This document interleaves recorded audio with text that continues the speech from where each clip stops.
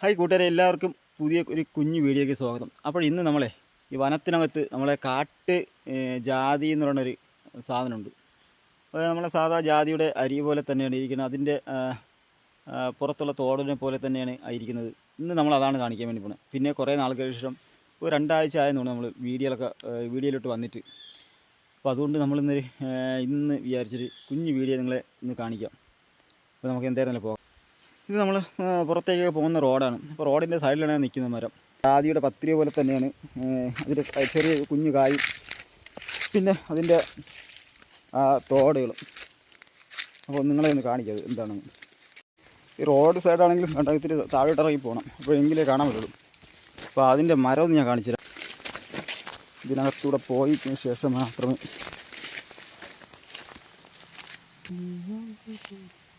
ഒരു കാട്ട് ചേനയെ പോലത്തെ നല്ലൊരു പൂ കേട്ടോ.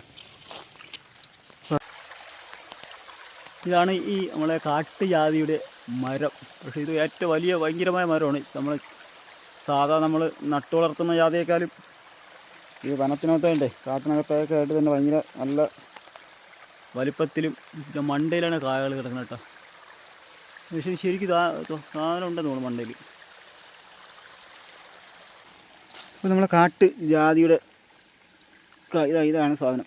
ഇതിനകത്ത് തോട് ഇതാണ് അതിൻ്റെ കുരുക്കൾ. വേണ്ട നമ്മളെ ജാതിയുടെ ഇതാണ് നമ്മളെ കാട്ടിലുള്ള കാട്ട് ജാതി.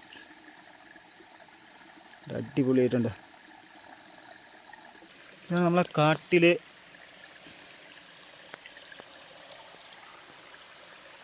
ജാതിപത്രി. ഉണ്ട് നമ്മളെ കാട്ടിലെ ജാതി.